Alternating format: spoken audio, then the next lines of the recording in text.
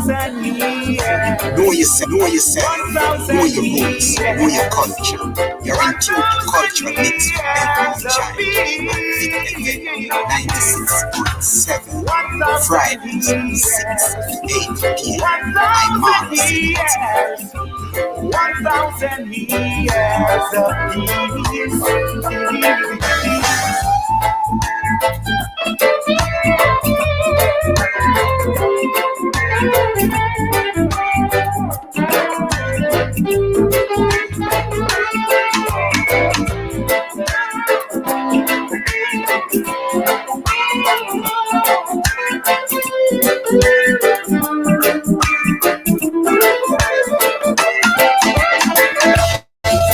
Righteousness cover the earth.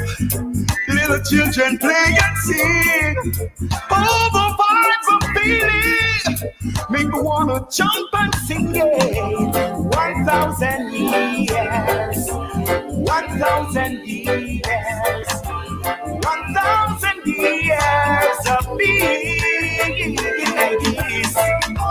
1,000 years. 1,000 years. 1,000 years of peace. 1,000 years. 1,000 years. 1,000 years of peace. Yeah, yeah, yeah, yeah. 1,000 years. 1,000 years. 1,000 years of peace. Well, I'm not even going to try and sing it. Me just say 1,000 years of peace. That's the theme song there by Imara Stewart. 1,000 years of peace. Him say, but me don't know what going at all. We are, I don't know, world peace. Me don't know if it's possible, but guess what? Welcome, folks. It is Friday, and it is what? Friday the 13th. What them say about the 13th of Friday the 3rd? I don't know. I won't talk about that in a little while, but we are grateful to be here, and we want to welcome everyone. There are persons who have joined us already, and we are saying welcome. It is your Friday evening program, Cultural Mix, and I am here as your host, Bev Moonchild, in the studios of Fit FM 96.7. Your life, your music. Happy to be here. So, we want to heal up all the people, and we want the people to join us and tell us where they are joining from. Right, as usual. Tell us which community you're joining from, which parish you're joining from, which country you're joining from. Just let us know. We welcome everybody. And from east to south, north to west, we welcome everyone on board this evening. Everyone who is listening on the 96.7, we welcome you. Those on fitfmja.com, we welcome you. And of course, Facebook Live, we welcome you. Aquaba, we say, glad to be here. Fit FM is on all social media platforms, and you can send us a text if you want, a WhatsApp text, 876-482-4944, 876-482-4944, and you can also call us or send another text on 876-317-1991, 876-317-1991. Check us out on Facebook, on YouTube, Instagram. Like the program and share it with their friends, and tell them to share it with their friends. You can check me out on Facebook, Cultural Mix and Bev Moonchild, and Instagram and so on. Cultural Mix is everything cultural.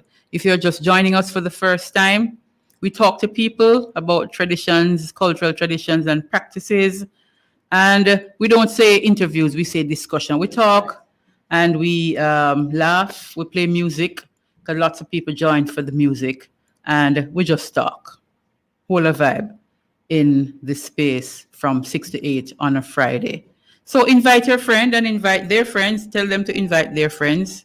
And of course, we want you to stay with us until round about 8 o'clock. We have an awesome and amazing guest lined up for you. She's already up, and later on I'm going to tell you what time it is where she is in the world. You would never believe it, but serious people are still around, and we hail up our guests this evening. Remember now, Fit FM, we're streaming live, www.fitfmja.com. Check us out on Twitter, YouTube, and make sure you continue to be with us. All right. I want to say a big shout out to Brenda Peart. Brenda, you are one phenomenal woman. Take it from me, mama. You're good. Whatever it is that you're doing, continue to do it. People love you. You're full of you're a reservoir of cultural knowledge. And your style and personality just stand out, so and everybody just love you. No put on, and people just love you. Brenda Peart. Miss Brenda J. Peart. Let me get the right one for you on Miss B.J. Peart. Yes, check her out. She's a vlogger. She's a traveler, cultural enthusiast, right? And she talk just like how we talk. No put on, but she knows when to switch, right? So big up yourself, Brenda. I know you're on, so you can hail us up during the program. And thanks much for supporting Cultural Mix and Fit FM. It's Friday. And it is Friday the 13th. What them say about Friday the 13th? What do people them say? Say is what? Bad luck. Them say it's an unlucky day and so on. But I found something very, very interesting today on Teen Vogue magazine. They were debunking the whole Friday the 13th something. So hear this now, people. Friday the 13th is actually a time to embrace womanhood, power, menstruation, magic, sex, love. All these things that the patriarchal agenda deemed evil for centuries. According to Teen Vogue, they say the 13th, Friday the 13th, is a time to embrace all the above. So as we roll in, well, we are already in Friday the 13th. We are granted with a wonderful opportunity to manifest and change our lives for the better. And luckily, by learning this and the true meaning, we can break down those superstitions and embrace the true power of the day. All right, so I got that from Teen Vogue magazine. So we are not into no bad luck and no unlucky day. We are into embracing our whole selves on Friday. Yes, Julia, love and magic and sex and and all of the above. Yes, we are embracing it today. It is Cultural Mix, yes, so we have to mix up the culture. It is Friday evening, and of course, what we say now, we say we are having a audio-visual show. So if you're on Facebook, you're seeing us. If you're on the 96.7 or www.fitfmja.com, you're hearing us, right? So we are doing audio-visual presentation. All right. So before we come talk to our guests, we're going to take a little break and listen to Uku Onura. Hail up, Uku. I say up, up, up.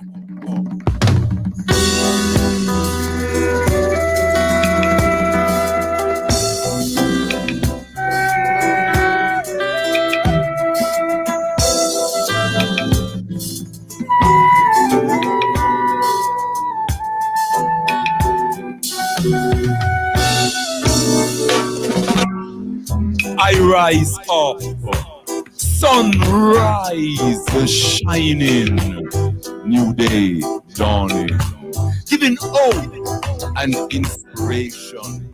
Up, up, up, way up. Give thanks for blessings, great and small. Give thanks for loved ones near and far.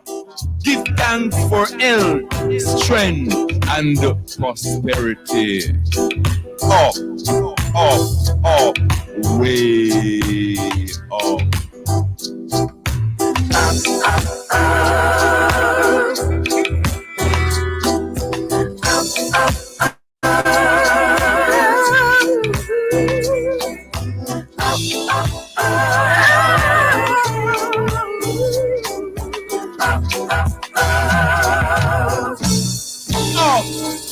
Life one, standing straight and strong, First and foremost, I and I say one. One aim, one destiny, one love. Up positively. Up, up, up, up, up, up,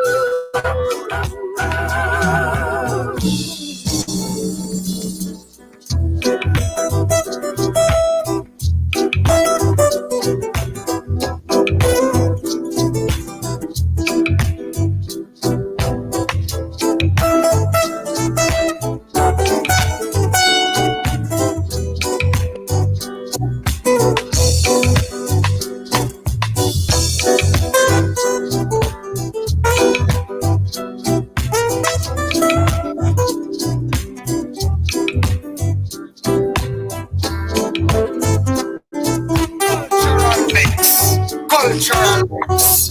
Every Friday afternoon, 6 to 8 p.m. with Deaf Moonchild and I rise up, sunrise, shining, new day dawning, giving hope and inspiration. Up, way, way, way, way up. Give thanks for blessings, great and small, for loved ones near and far. Give thanks for health, strength, and prosperity. Oh, way, way, way, way, way, way, way, up, up, up, up.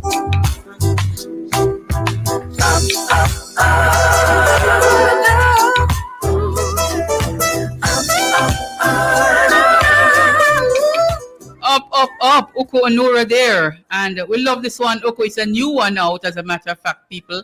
You can get it on all the platforms. You can download it. Up, up, up. And as I see Donna Love, she's saying up, up, up. Boss lady, how you doing? I'm okay. How are you? Nervous. Boss lady? Yeah. Are you hearing me? How are you? How you doing? How you stay over there, so?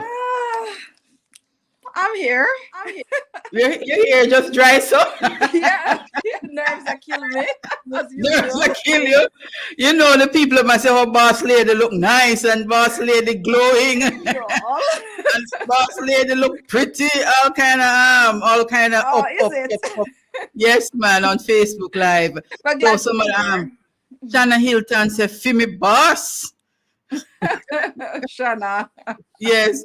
So Doreen, Monica, looking forward to today's guest, and Marshall, hey, top boss lady Shanafi. So everybody is. So we're going to talk about that later. Why so much women calling you boss lady? Because that's an important thing to put forward when you have a lot of female really feel so good about one female. So you have to go talk to me about that, Shanafi, when we go down in the discussion. Try. Which part in Europe you there now? At the moment I'm in London actually, but Sweden is home. Okay. Okay. Good. So welcome to Fit FM 96.7 and welcome to Cultural Mix. I'm happy to have you. And we're going to talk. So off the bat, how many countries have you lived across Europe so far? Well, I've actually only lived in 3, but I've been to most. Okay, really? Yeah. So you lived in Sweden already, and you live in London, and which other one you lived in? I'm Germany. Germany. I first lived in Germany when I came to Europe. Okay. Wow. How you end up in Europe and St. Thomas you come from? Wow, maybe I try to escape Jamaica. Well, if there was a time to escape Jamaica. It's a journey. It was a journey of finding myself. Uh-huh.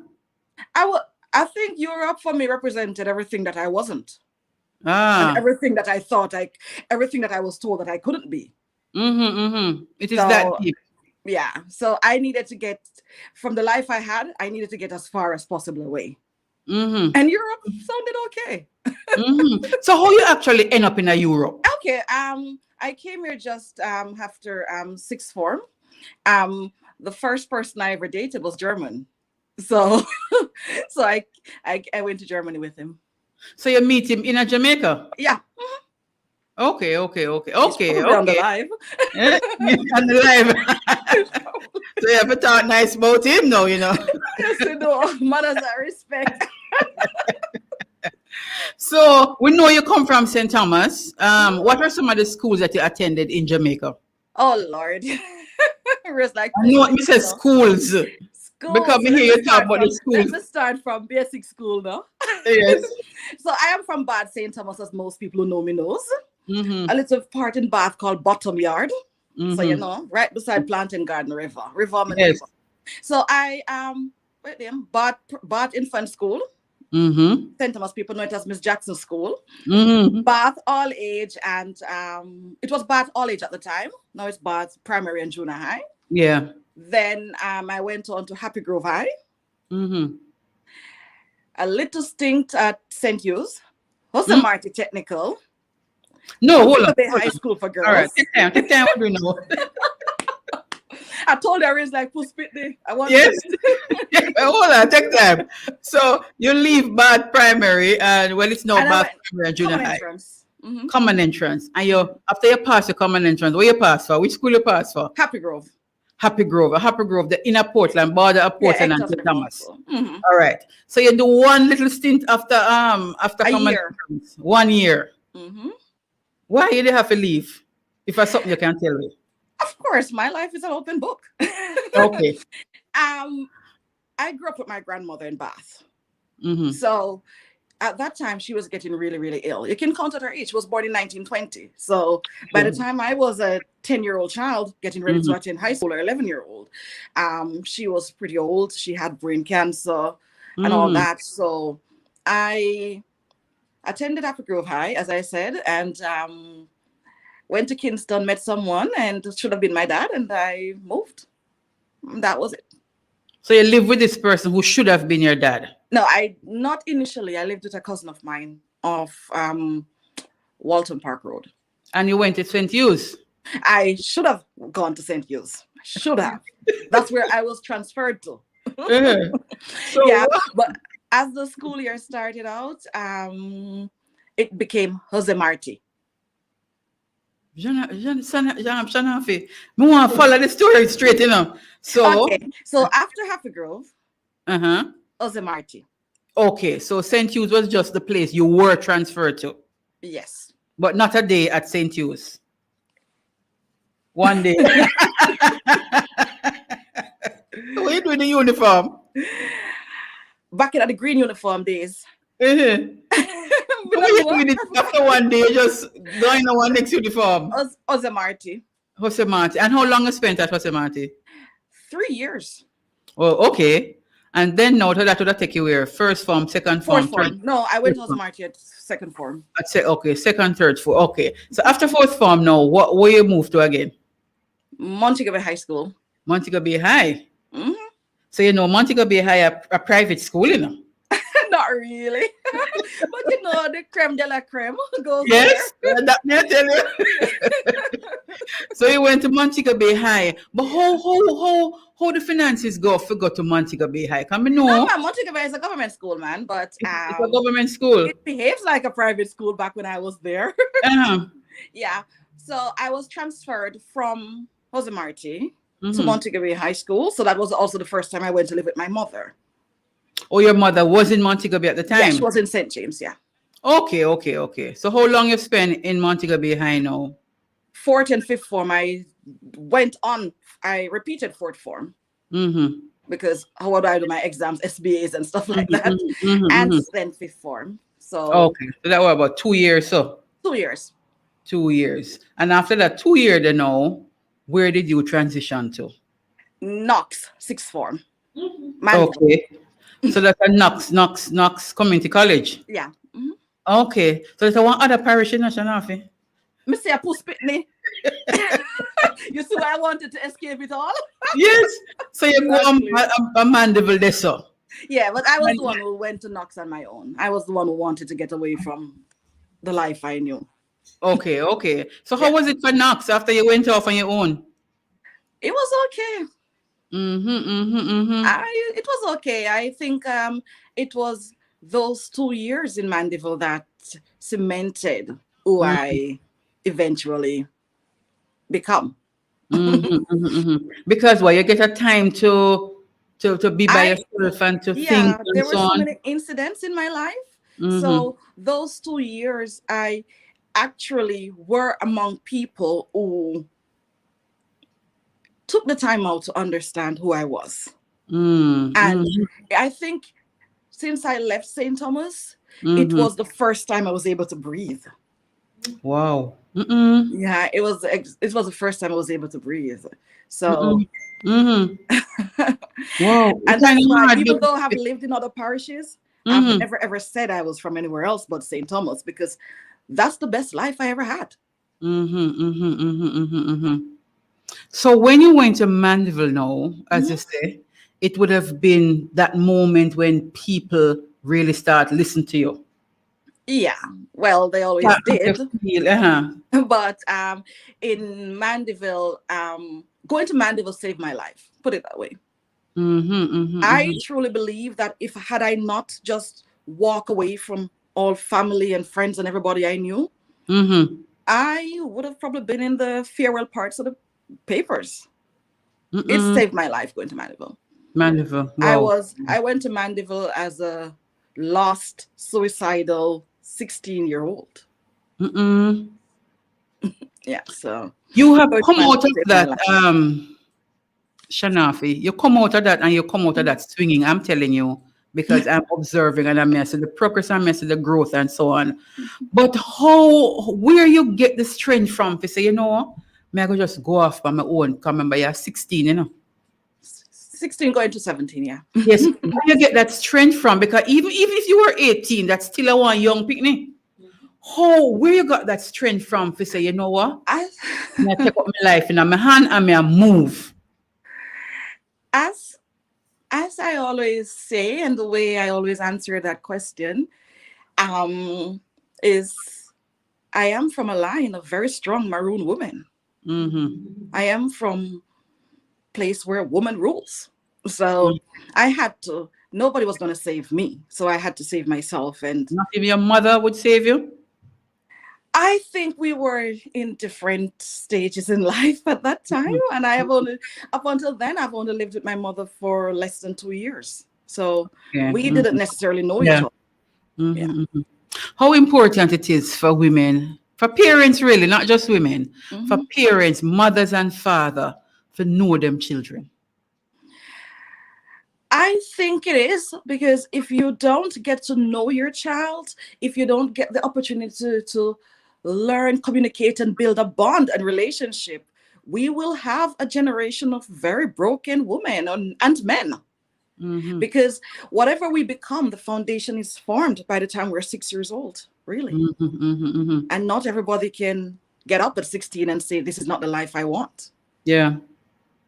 So it's very important.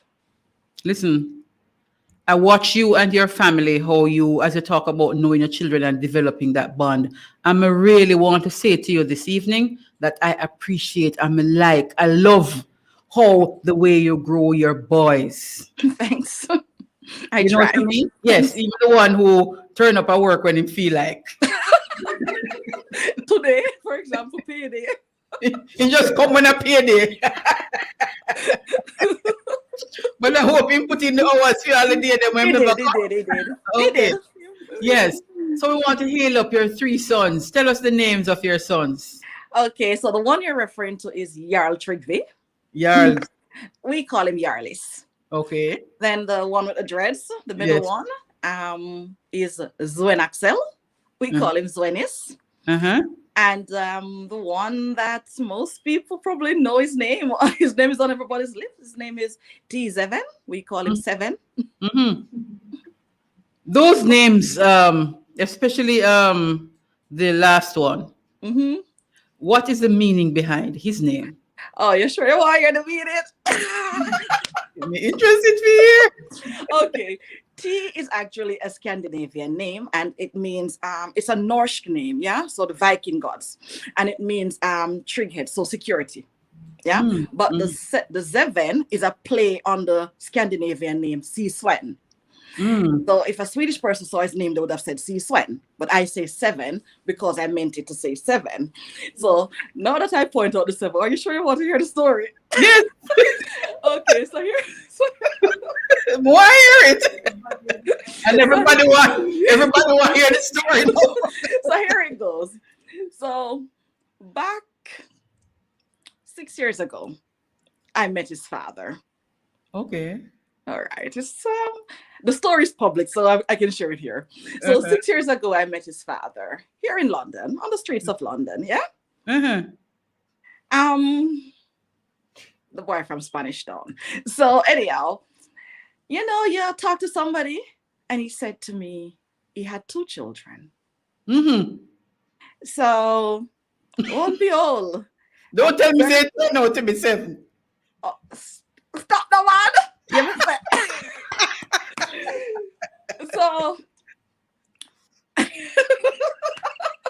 sorry. So anyhow, as it turns out, not only was it not 2 children, but I was baby mother number 7.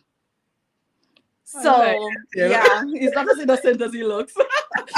So as I usually do, I said, okay, since I'm baby mother number 7, there could be a number 8, a number 9, a number 10, and 11.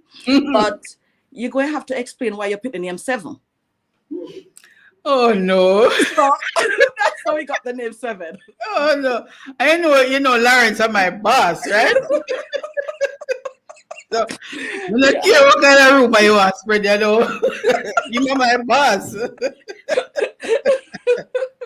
Big up yourself, man. He's a good man, but that's really the story behind it.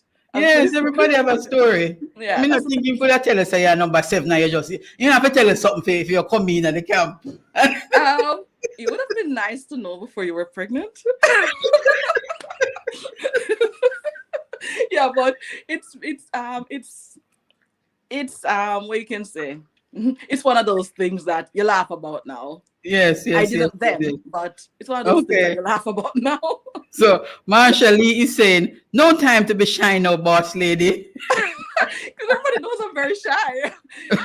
Marsha. Birmingham. Yeah, we're cheering you on, Shanafi. Novelet Braham is saying, and Claudette Rankin is saying, Madame Boss, eagle. We're listening. Somebody who don't want to hear about the 7. So Donald Love is saying, Shanafi, a time for your Lego the shiniest now, It will never go. You're amongst your own family of females, so free up yourself. That's what Donald Love is saying. We die for you, Shanna Hilton says. Boss lady, big up yourself, love you. Big up yourself, queen. Everybody's just hailing you up. And that's lovely. We're going to talk about that. Tell me about the name, though, that you have, Shanafi. That's not a really regular name. I've never heard it. And with that name, you'd have to make your mark, don't it? With a name like yes. that. Yeah. But as the story goes, as it has been told by my grandmother and my mother, my mother had a friend who was Nigerian, and his name was Ashanafe or something like that. Okay. So that's how the name was pinned off from it. Yeah. Okay. So yes, I don't know what the meaning or anything about it. It's just that. I don't think there's anybody else in the world named so. Yes, once mother name some mother war the mother such a name saying the emotion name. I call him no. You're trying to keep a name. What time is it now in London? It's just past 12:30. Just Midnight, past 12:30. Yes. So it's past midnight. We want to thank you again for, going to sleep 4 hours early. That's the kind of discipline I'm talking about. And she said, "More and go sleep." So, so and so and so. So, okay. So you'd have gotten a little rest from the whole heap of work what me see you do. Yeah. And spend some time now for a discussion. We really appreciate that, you know. You're welcome. You're welcome. We're going to be talking. You can sip a little water. We play some music, and then we come back. So we're going to play Papa Michigan now. So just relax a little, and then we come back to you here. Yes.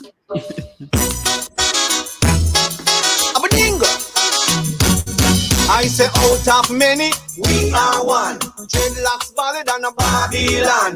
Here comes style, here comes pattern. Papa Michi with this brand new song. That one a name, Jamaica land, Jamaica land, Jamaica land #1, yeah. No number 4, no number 3, no number 2, #1, yeah. Celebration time in Jamaica, celebration time all over. With the music, the food and the culture, we #1, we #1. Enough of them no know blue jazz, so we call you Kunu, and them no know John Kunu. They have scotch and dandy shandy. There's a brown girl in the ring, they no know that, and them no know mento. Jamaica mento, make pretty fun go down, cause we are #1. Make pretty fun go down, na Jamaica land, Jamaica land, Jamaica land, Jamaica land #1, yeah. No number 4, no number 3, no number 2, #1, yeah. Celebration time in Jamaica, celebration time all over. With the music, the food and the culture, we #1, we #1. Left Moonchild, you hear me? That song the bar, that song the top. Play it again, play it again. We tune in, a Fitch FM 96.7, we tune in. Play the tune there again, Ben. We love it. I say out of many, we This is are Fit one. FM 96.7. Duncan's Joe Lordy. Papa Michi with this brand new song. That one a name, Jamaica land, Jamaica land, Jamaica land #1, yeah. No number 4, no number 3, no number 2, #1, yeah. Celebration time in Jamaica, celebration time all over. With the music, the food and the culture, we #1, we #1. Enough of them no know blue jazz, so we call you Kunu, and them no know John Kunu. They have scotch and dandy shandy. There's a brown girl in the ring, they no know that, and them no know mento. Jamaica mento, make pretty fun go down, cause we are #1. Make pretty fun go down, na Jamaica land, Jamaica land, Jamaica land, Jamaica land #1, yeah. No number 4, no number 3, no number 2, #1, yeah. Celebration time in Jamaica, celebration time all over. With the music, the food and the culture, we #1, we #1. Enough of them no know me a pole, that a me. Enough of them no know the quadrille, that a me.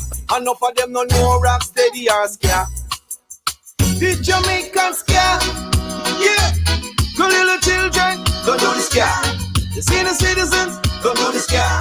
I want all Jamaica, the diaspora. Come dance the Jamaican scare. That one I mean, Jamaica land, Jamaica land, Jamaica land #1, yeah. No number 4, no number 3, no number 2, #1, yeah.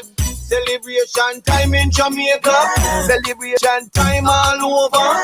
With the music, the food and the culture, we #1, we #1. Out of many, we are one. That is the motto of Jamaica Island. That was style, here come pattern. Papa Michi with the brand new song. That one a name, Dancehall, Dancehall. Celebration in the dancehall. Come, dancehall, dancehall. Celebration, you know we can't start. In a Jamaica land, Jamaica land, Jamaica land #1, yeah. No number 4, no number 3, no number 2, #1, yeah. Celebration time in Jamaica, celebration time all over. With the music, the food and the culture, we #1, we #1. Enough of them no know blue jazz, so we call you Kunu, and them no know John Kunu. They have scotch and dandy shandy. There's a brown girl in the ring, they don't know that, and Jamaica land, Jamaica land, Jamaica land #1. Can't say me not know that one. Then no number 4, nor 3, nor 2. #1. Welcome to Cultural Mix. Welcome back. As a matter of fact, we are in the studios of Fit FM 96.7. Your life, your music, and it is your program Cultural Mix. And of course, I am your host, Bev Moonchild. We are talking to Shanafi, and she'll give you some really, really, really, really, really nice lyrics and nice news and all kind of thing nice.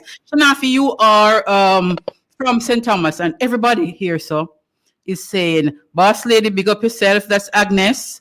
Patrina, big up yourself, Queen. Queen Lady. Everybody. Derwin is saying he's in London. We know Derwin. Derwin, Fit FM all the time. Big up the Fit crew. Claudia Rankin, Mobe High for girls. Top of the top. Okay, so you know everybody bigging you up here. Boss Lady, strong black woman. Yeah, man. So how come so much woman bigging you up? You forgot to ask them. No, they're nice, guess. Them soon tell me because I soon get through to that. So you are in Europe. What was your first impression of Europe when you went there as a young girl? Oh, I first came to Europe in '98. So what was it? I first came to Munich, and I didn't necessarily think that it was, the proverbial line with gold kind of stuff, even though I came into a very, very, very good life in Germany. But when you say good life, what do you mean? I came into a family that was the opposite of what I grew up with, and the other extreme of it. So in a lot of ways, I didn't cope well in that environment. I didn't cope well, but because it was too extreme from my days from one extreme to the next. Yeah, it was. No time to condition your mind. No, it was too extreme. I remember once we went, like one of the first time we went out to eat as a family. Yeah, and oh my God, country fit the other, and everybody, I was looking at the menu, and back in the 90s, Germans didn't care to speak English. So I learned German very, very fast, I think in 3 months. Okay. And there was this chicken soup, yeah? And me as a St. Thomas girl now, when you tell me, I look at it and I want to order my soup. So I didn't do like the fancy people that order appetizer because I didn't know what that was. I didn't order. I went straight ahead and ordered my soup. When something come in front of me, look at water. And I sat there the entire meal, watched everybody eat, waited on my soup. Because me, I look for my chicken leg and my things in my soup. Chop up chicken, yeah. I wasn't culturally exposed at the time, yeah. So I didn't cope very well. I was in a family where you couldn't just put on what you want and go eat. It was always people coming over, and maybe that kind of bring out a little bit more of the shyness in me, because it was just not normal for me at the time. I cope very well in that environment now, but it wasn't normal at the time. And it's like you were this black girl in this European family. And I remember I was very, very skinny. They used to call me string bean. And, you come to Germany, you start to eat their big old sausage and their bratwurst and all of that shit. And I probably put on about 3 pounds. And the mother-in-law was like, you need to go to the gym. Really? Yeah. So I couldn't keep up with those Joneses. So what happened? Why you finally just walk away from this? I couldn't cope. It was just too, it was too, and he's on the live. It was too extreme. It was too far from what I knew. It was a cultural shock in every sense. It was an economic shock. Finally, I could buy anything I wanted. Anything you wanted. Yeah, I just need to put my hands on it. And it's paid for. Yeah, it was too, and I felt a bit controlled. And I felt a bit not like in an abusive sense. Yeah. But I've always been a rebel. So I couldn't conform to other people's rules and norms. So it just wasn't for me. And one day I had a friend there, and I remember we went to Austria to a football match. Bayern Munich was playing, and we went to Austria to a football match, and I went with my friend, and I said to her, I want to go back to Jamaica. And such was the community I lived in that she actually bought the ticket. Now, this is a long time because if you remember the airline called LTU, this was a long, long time. So on the way back from from Austria, I just got driven straight to the airport and left. Oh, I am that kind of person. If it doesn't suit me, I walk. yes. Somebody's saying Europe is nice. I want to see who's saying Europe is nice. Okay. I'm not seeing it, but somebody's saying Europe is nice. It is. And for me, it wasn't bad, you know. It was me. It wasn't Yeah, anybody else. understand, yeah. Germany was me. Mhm. But also it was in Europe, and I joke these days because when I was growing up in Jamaica, I was this no matter where I was this very skinny, crossy-eyed, dry-eyed gal. And it was when I came to Europe, I realized that I was a beautiful woman. I was in demand. People admired you. Yeah. So for me, it was good. It was good. If I'd maybe stopped in England before I went to Germany and kind of transitioned from Jamaica and from my extreme conditions, Yeah. then it would have been okay. But it wasn't to be. Whatever your destiny is, your destiny. It wasn't to be. Yeah, some people are not saying, but you know, in a sense, you could have They dropped did in when a I went back to small Jamaica. grip. Eh? They did. Uh-huh. Yeah. Oh my God.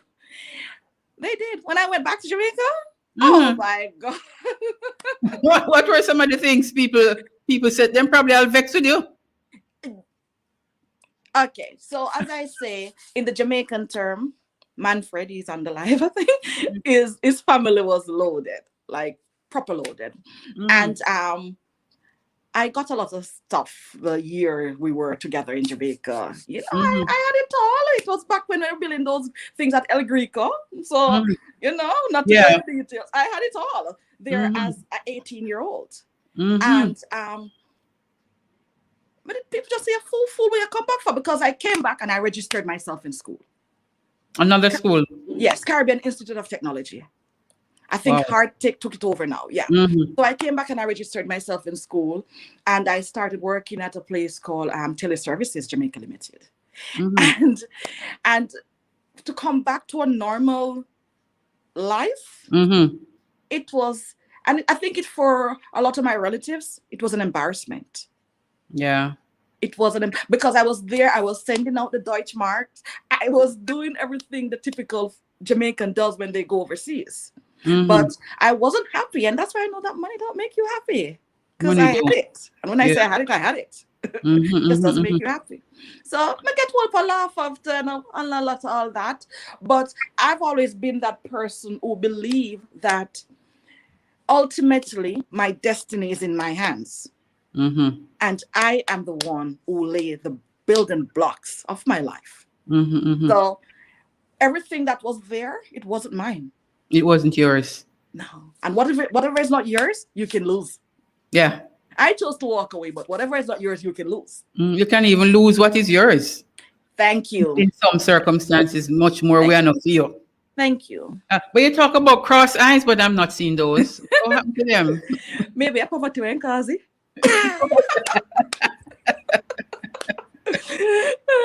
Oh Lord have mercy.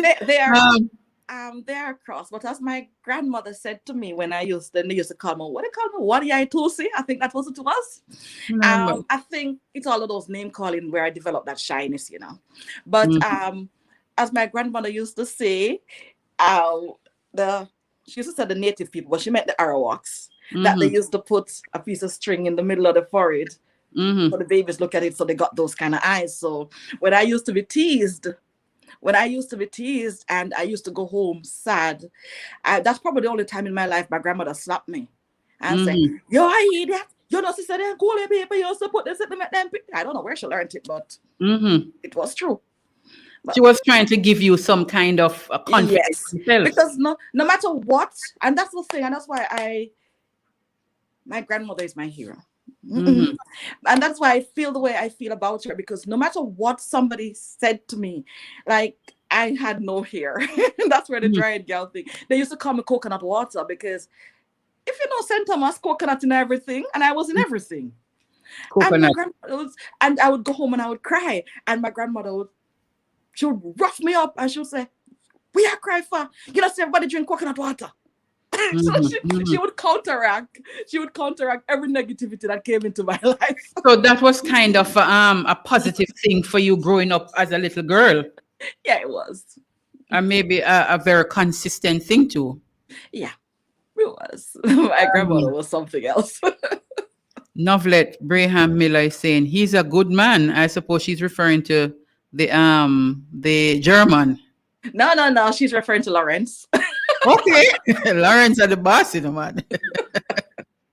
So Marlene Carr says, nice story. Karen Warren, big up. Oh, Lawrence, big up King Lawrence. Whoa, man on here too. Okay. So this person is saying man upon the life to some of you, just big up the man them. Okay. Lisa Campbell, we're here for you, Mama Eagle. So everybody bigging up Shanafi, Novelet, love that name. Barbara Thomas, Patricia Speck, you go, my girl, it's yours. So a lot of people are just bigging you up. So and I am bigging you up too. Thanks. Can I just say happy birthday to Lisa? Yes. That Lisa Campbell? Yes. Happy birthday, Lisa. Big up yourself, Lisa, wherever you are. Montego Bay. Okay, all the very best. Kay Hay. And you know my man ran on Kay when I was listening to Michigan song, where Michigan say, no for them don't know John Kuno. But Kay, you know John Kuno, right? Yeah, we know. Marshall Lee, everybody bigging you up, Shanafi. So you went into Europe as a Jamaican, and you would have moved from one country to the next. And you spoke earlier about that cultural shock, really, where you experience when you move from one extreme of the line to the next. What made you stay in or go back to Europe? Okay, so when I went back to Jamaica, I don't know how to say this nicely. I was not living in St. Thomas. And that's the only place I ever felt at home. So I didn't feel at home. I still had, the teasing and the things you have to deal with when you are African looking in Jamaica. Yeah. So I started researching schools in Sweden. And in Europe, I wanted to go to Belgium to begin with, but I started researching schools. And whilst also at CIT, we had to do a project for our final exams. Yeah, I was doing computer programming at the time. We had to do a project. So my project was to make a dating site. Wow. Yeah. So that was given to you, or you choose that? I chose it. I've always think outside, because when I was researching, this is what happened. When I was researching Europe and schools and the culture, and what fascinated me was that there were so many single households in like the Nordic countries, the colder countries. There were a lot of single people. So I was thinking, and there was that idea. So when it's kind of overlap that I met my ex-husband at the same time that I got accepted into school in Sweden. Okay. So I actually went to university the day after I arrived in Sweden.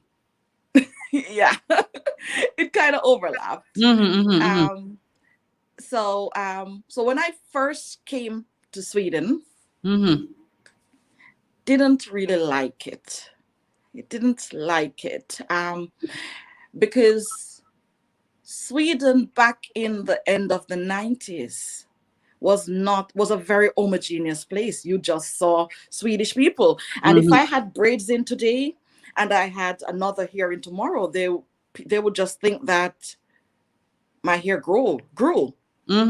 And the hands in the hair and the stupid questions about being Jamaican and the expectation that I smoked and Mm-hmm. the surprise that I actually spoke proper English that they understood. Mm-hmm. Yes, I do speak English. Hello, Prof. Chat Patois. Yes, so I didn't like it, and I went back to Jamaica for a while, and then came back to Sweden. You say you came back to Jamaica after that initial Sweden. Yeah, after the initial time in Sweden. Yeah, So what became of university, college? I didn't continue on that one. Okay. I went back to Jamaica, and then I took it up again. Okay. So when you came back the second time now, is that you were a bit more prepared? You did feel better in yourself? You could have managed you did say before? Yeah, because by the time I went to Sweden, whatever issues I had in Germany, I was being exposed to it in Montego Bay. Okay. Yeah, so I was living a completely different life. Right. So I was still this very timid, shy person, but you had more experience. I knew the right persons by then, so I was in the right crowd. Put it that way. I knew the right persons, and going to Montego Bay High School helped because then you kind of knew the right people. Yeah. Yeah. I understand you. So the second time around now in Sweden, how was that?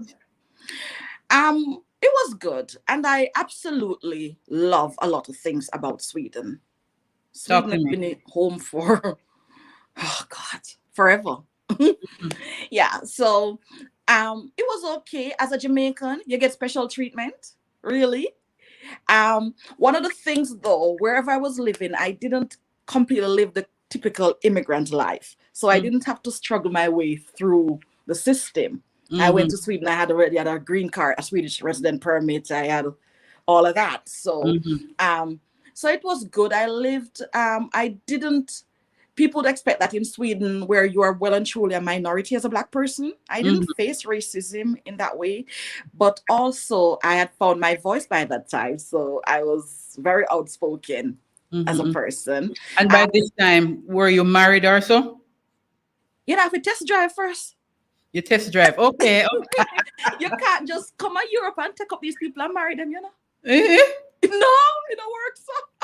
Tell me why. What happened? No, experience teaches wisdom, and I say that now from an experience point of view. No, I was in Sweden for 3 years before I got married. Okay. Yeah. Okay. I don't think I necessarily wanted to be anyone's wife. But I got married. Yeah, I got married 3 years. And I started working. I was having at the time I was having the only matchmaking company in Sweden legally registered. So I was traveling the world and I was doing all these singles parties. And I was coming pretty often to Jamaica, Colombia, all over the place, just la vida loca. Yeah. So you are in Sweden. It was good. You are in Sweden now, and you would have been in Germany, where you kind of did catch the German language quick. So in Sweden now, how long it took you to talk their language? It took a long time, and it took a very long time, because what happened when you're learning Swedish, you start at the basic school level, the kindergarten level, and then you're taught, how they teach you Spanish in Jamaica or French, where you're taught from English to the language? No, it's only Swedish. So it took me about it takes you about 2 years to get through to the what you would call sixth form level. Okay. Yeah, it took about 2 years to where you could actually study in Swedish in university. So it took about 2 years. Okay. So and it didn't help being an English speaker, because everybody speaks English with you. Yeah, talk some Swedish for we know, and then you tell me what you say. What am I supposed to say in Swedish? All right. Well, I'm on Cultural Mix with Bev Moonchild on the airwaves in Fit FM 96.7, something like that. Okay. So yeah, for Cultural Waves. Okay, I have to use the Cultural Waves name because that's the legal name, yeah? Oh, no problem. You're here for Cultural Wave for Fit FM 96.7. 96.7. 96,7 med Bev Moonchild. The part that sound good, Shanafi. 96,7. Yes. The part that sound good. So again, you made that part, so the front part. Yeah, Before 96, before Bev Moonchild. OK. Jeg er på Fit FM 90... Förlåt. Jeg er på Fit FM 96,7. And I find that when you're talking English now, that kind of inflection comes into the English language, or even patois. That kind of I call it the inflection for the Swedish language. So you now talk Swedish, but we know say there is something behind even the English that you speak because of the sound of the language. So So people I stick to my patois. but even when you talk in patois, sometime the inflection comes in. So But I'm different languages. How important is that for people of the world to learn different we languages? live in a globalized society, Mm-hmm. and English alone now carry going away. Yeah. Spain don't hold no power, so Mhm. Spanish now carry go nowhere either. Yeah. French, where do you really use it if you're not in France or Yeah. So it is very, very important. I think that we limit ourselves by not being multilingual, and it's not that hard to learn a language. Mm-hmm. My children I never taught my children English, and they naturally spoke English, and I never spoke English with them. Mm-hmm. And my big one has been speaking English since he was 2 years old. He had Arab friends, and he spoke Arabic for a while. While he was in Jamaica going to school, he spoke Korean. So it's not very hard when they're young. When they get to 20, the brain doesn't process it the same way. Yeah, it's a little difficult. Yeah. You talk about your children. I saw you earlier. At some point in time, they were schooled in Jamaica. Yeah. Was it for about a year or so? Yes, a little over a year, yeah. Why you took them back to Jamaica for that kind of schooling for that time? Okay, it's simply, let me say it in a patois. One day my son come home, and the big one. And I don't remember what I said to him is Yarlis. He was 6 years old at the time, and he should start attending class 0 in Sweden, because you start at 0 in Sweden, and then when you're 7, you go to primary school, yeah? Okay. And the boy said to me, say, I don't remember what I said to him. And him say, my teacher say.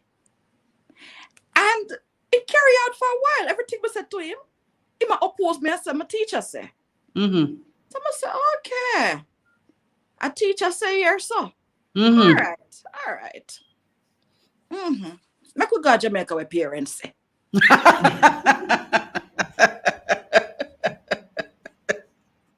So you carried them to Jamaica. Yeah, and because I also wanted to be in Jamaica, but that was one of the big motivating factor. And I want Jamaica primary education is not bad, it's one of the best. Good. It's good, yes. Because when my children came back to Sweden, they are a year ahead. It's good. It's good. very, very good. People don't know that. It's extremely good, Jamaica primary. We bash our teachers and so on, but we don't know it's very good. It's extreme. It's If very, you get primary school education in Jamaica at the point where you must get it, you can function anywhere in the world. Thank you. Because even my now 8-year-old, when we came back, he was still in kindergarten and should have been in kindergarten in Sweden. But they had to put him in primary school because he was functioning that much higher. So for the Jamaican teachers who do it right, thank you. Thank you. Oh, good. The cultural difference in practices and so on, Jamaica and Europe. How do you spoke up earlier about Germany that they are wait for your soup till I'm a now. family man. The difference in culture. How did you manage to transition? And was it easy for you? Sweden was easy. Okay. Sweden was very easy. So long before the things that were going, Swedish people have practiced social distancing. So it was easy. Nobody sees you, you see no one. So for me, that was perfect. The shyness in me thrived in that environment. Because you never need to interact with nobody more than so. No, I didn't need to. And Sweden is one of those countries where you can truly rise to the top regardless of where you're from. Your socioeconomic conditions does not matter. Our current prime minister grew up in foster care. Okay. Our former finance minister is a high school dropout without a university degree. Wow. Yet he steered us clear of the recession. Mm-hmm. So it is one of those countries, because we have equal access to education, healthcare, housing, all of that kind of stuff. Then if you work and you pay your taxes, you're good. You don't pay your taxes, then you have a problem. Put it that way. So for me, being the person that I like being in my own space and not mind nobody business, nobody minding my business, I thrived. But it was also, but what happened, the kind of thing you find in Sweden when it comes, for example, to racism, it's not the kind, it's different from what you would see in England or say USA. How in so? Sweden, how so? Okay. Not patting myself on my shoulder, but Swedish people would say I do pretty well as an immigrant. Okay. I do pretty well.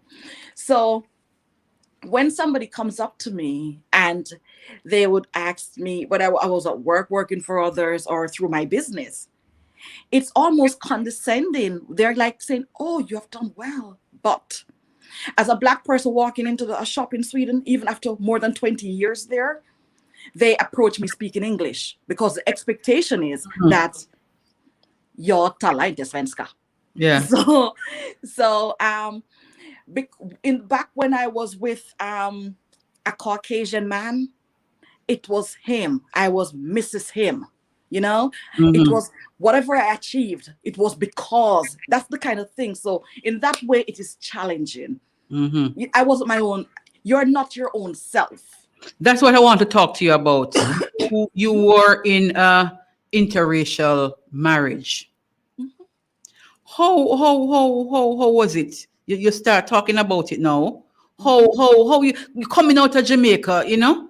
That's not the typical relationship in a Jamaica. And you're going to Sweden and there you are in a relationship with a Caucasian man, married to him, bearing his name, bearing his children. How was that initially for you? And how did being in an interracial relationship was not new for me. Up until that point, I've only been there in that kind of relationship. Black men didn't find me attractive at the time. Yeah. Ever since I was a teenager, it has always been Caucasian men. So they didn't know what they were missing out though. I was too African looking. You know the Jamaican thing. And Marga up on top of it when Marga never did that wear back in those days. No. An interracial relationship comes with like a double. It's like you're never your own person. And this is straight across the board in Scandinavia. It's not just Sweden. You're never your own person. You could have a PhD, you could have a business, you could have been the one that bought your house. It's always because from the Black community, you have achieved it because you're with a Caucasian man. And from the Caucasian community, you come in and you take one of a better man. That kind of stuff. So it's always, and there's a sense of resentment from both sides. Yeah. How did you manage it? I am a very straight talking person when I'm not on the show. And I would tell it. I would tell it. I would say, look, the only reason I don't have these things in Jamaica is because the opportunity did not present itself in Jamaica. The same brain that I have that got them here. The only difference is Sweden provided free education and a different environment. What did you study in Sweden? Huh? What you studied in Sweden? What didn't I study in Sweden? Well, what I found love in them, because I kind of dropped out a few things before I found myself, because I was living other people's dreams. What I studied is called Behandlings Pedagog med double diagnosis competence, and basically translated to English, it's a dual diagnosis therapist with special focus on mental health and addiction. Okay. Yeah. And did you work in that field? Yes, I did for 16 years. Okay. Yeah. I have worked in the prison systems. Mm-hmm. I have worked in special needs schools. Mm-hmm. I have worked in group homes. Mm-hmm. And for a decade, I was a specialist foster parent. How was that for you? Eye-opening. Mm-hmm. When you're a specialist foster parent, what does that mean? It means that you're the stop before they are put into an institution. Okay. Okay. It also means that I deal with a lot of people that have neuropsychiatric illnesses. Mm-hmm. Mm-hmm. And I had a lot of drug addicts and that kind of stuff. Children. And I usually have the mothers and the children or the entire family. Mm-hmm. Yes.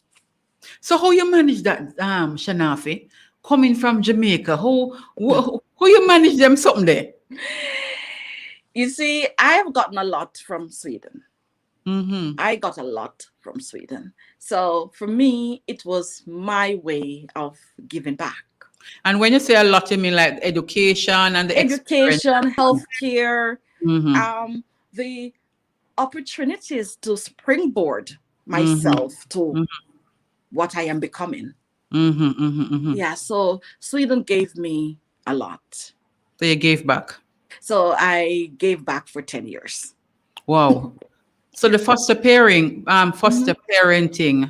how long you did that one for? 10 years. Having different families in and out of your home? Children. I had children too, but generally if I had children, there were, maybe they had autism, ADHD, or it was a large sibling group. We had a huge house. So it would have been, yeah. And you had your children at the same time? No, no, I didn't have children till late in life. I was infertile for a long time. Mm-hmm. Yeah, so I didn't have children until in my 30s. Wow. Let me write that down because we need to talk about that infertility. Infertile.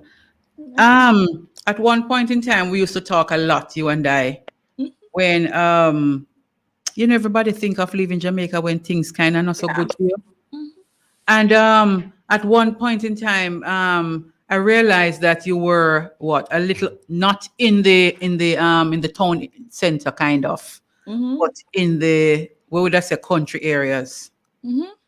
And how spacious that place was, and the big yard space that you had, and the kind of housing that you had. Which are the areas you find better opportunities in Sweden?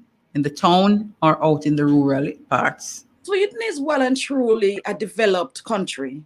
So whether you lived in Upper St. Andrew or you lived in the proverbial Moko, the service you get is the same. Wow. The roads are the same. The healthcare is the same. The schools are the same. The internet is the same. Wow. But for me, I spent 15, 16 years in the capital before I moved the capital, yeah? And I moved because I moved at the beginning of the Syrian refugee crisis, because something clicked in my head that there are a million, I lived in a city of 2 million, a million, but greater 2 million. And something clicked in me that if I wanted to well and truly make a name for myself, cement my legacy in this country that I adopted as my own, I needed to go somewhere where I would shine and I would be seen. There were many Black immigrants trying in the capital. And also I was coming to the end of a relationship and I just wanted to start over somewhere else. Okay. So I moved and I started a cultural, ethnic shop. Yeah, so that's why. I found it when my kids were young. I didn't necessarily, even though I lived in a very good area in the capital, in the suburb, I didn't want my children to grow up like, to every good area you have to pass one of the less desirable areas. And I didn't want my kids to grow up in the capital, which was basically a mistake, because as they start to get older now, You Yeah. miss some of the stuff from the capital. Mhm. So for me, I am a country girl. So I Mhm. like better living in the rural area where I have my space and it reminds me of St. Thomas and everybody Yeah. knows everybody, and Mhm. the kids can, if the kids are on the road, they know that, oh, go home to your mother and that kind of stuff. Mhm. But Okay. if you're living in the city where nobody sees you, your neighbor looks through the keyhole before she comes out to make sure Yeah. that you're not there. You're pretty much lost in that kind of environment. Yeah. So for me personally, I prefer the rural area, but for my Mhm. family, I prefer the city as they get older now. Okay. Yeah. How you found the system working a 9 to 5 over the years? You mean an 8 to 3? Swedish people don't do overtime. Oh, Yeah. 8 to 3. The unions are pretty strong in Sweden. So if you have to constantly be doing overtime, you need to take on more staff. Ah, Yeah. I see I what you was, mean. generally speaking, I was Mhm. always, and I was always the only Black person, which tells me that there's a long way to go. If Mhm. I'm the only Black person in the class, I'm the only Black person at my work, Mhm. then there is a long way to go because I'm not the only Black person in Sweden. Mhm. And most Jamaicans will tell you that they're the only Black person at their work. Most Jamaicans will tell you that because the Jamaicans in Sweden do pretty well. Okay. So they will. We don't have the image we have, say, in the US or in the UK. Mhm. Yeah. We are accepted as one of them, Mhm. generally speaking. Yes. So So I how is didn't the have. Jamaican community as you talk about Jamaicans in Sweden? Is there a Jamaican community per se? Yes, there is one. I am not necessarily aligned with it. Why? I plead the fifth. I am because when I started my business, the Jamaicans here didn't support me, so I just kept by Okay. myself. Mhm. Mhm. Yeah, Mhm. yeah. We So have that kind of thing there. yeah, so Yeah. I built my business without the support of the Jamaican community. So I Mhm. didn't feel the need to be interactive with them. I used to be before I was a business person. When did you start calling yourself the dry head girl from St. That has Thomas? always been me. Anyone who knows me from Bath, that's what they know. Dry Mhm. Shanafi, dry Shan Shan. That's Mhm. what they know. You just But carry it with you. yeah, but the reason I started embracing it is Mhm. because I was called that in a derogatory term. Mhm. So as I started to find my own footprints in Mhm. life, everything that I was ever called in In a order negative to, way, yeah, I took hold of them because and use it in a positive way. No. as a person can only make you feel bad if you allow it. Yeah. Powerful. Powerful. If you allow it. Powerful. Powerful. So make we talk about I want to talk about the infertility, and then we move into now this powerhouse of a business that you have created and is creating. So you say you were infertile for a while. What broke that infertility? 11 years. I was diagnosed with menopause at 22 or 23. Diagnosed. Yeah. Mm-hmm. 11 years.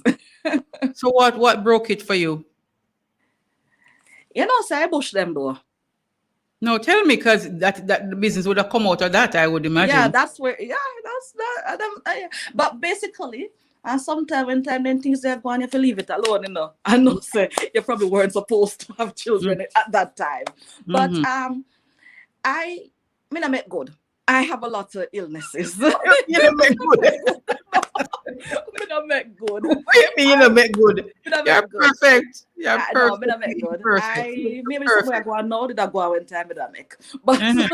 but I have a lot of illnesses, and that's one of the reasons why I'm grateful to Sweden, because it didn't cost me $1 to fix them.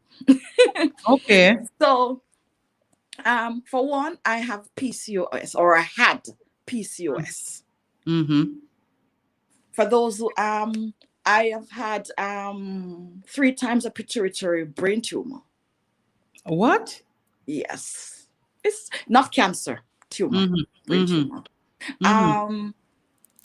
The PCOS, along with the pituitary glands issues, I think was what caused the infertility.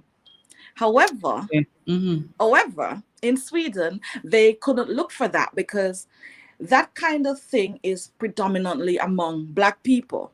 Mm-hmm. So it took going to a doctor in Spain to realize that I had PCOS. Mm-hmm.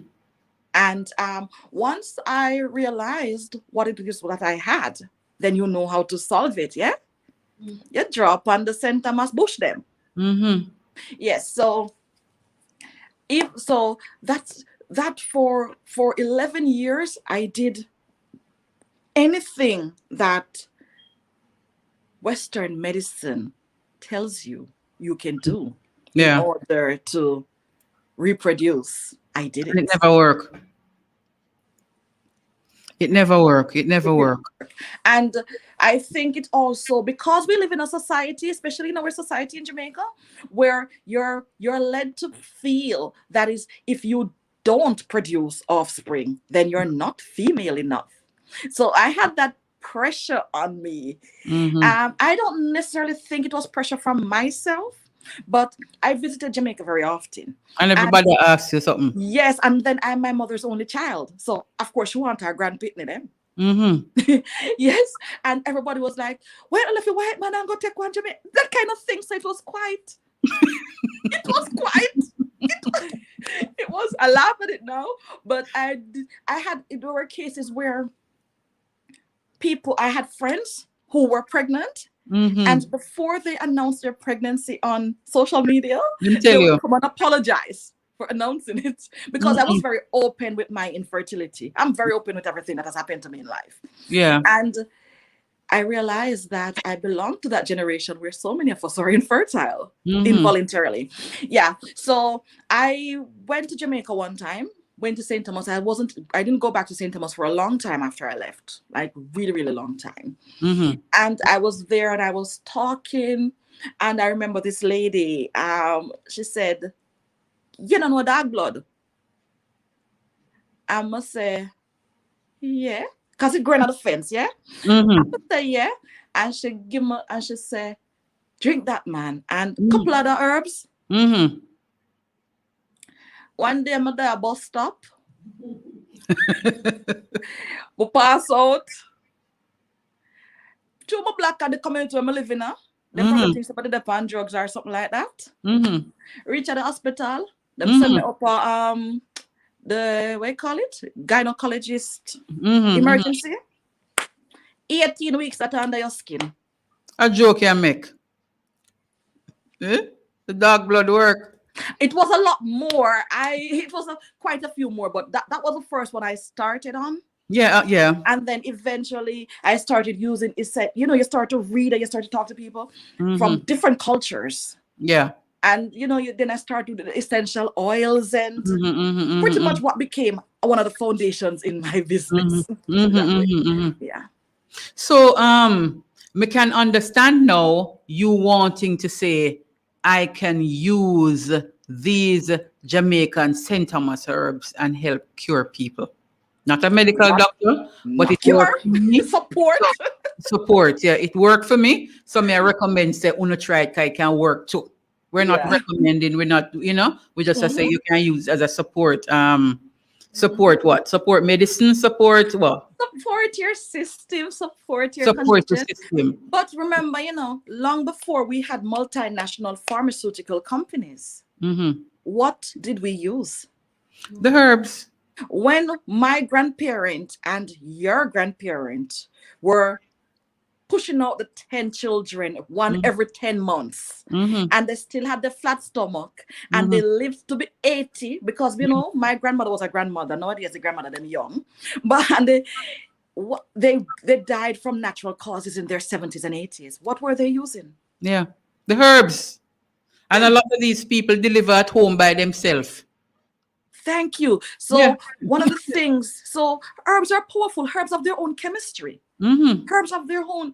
And remember, a lot of the medicines we have today, the synthetics for it is in herbs. Tell us now about Zeven Natural.